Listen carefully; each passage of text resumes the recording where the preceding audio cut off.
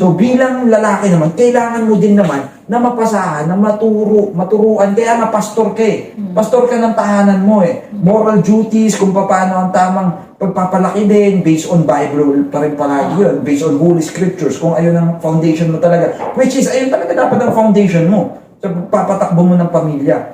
Ipasa mo yun, paintindi mo, sa asawa mo, sa partner mo, then siya ang mag-a-apply din nun.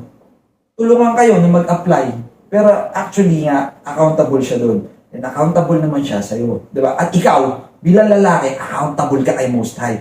Sundin. No excuses din yun.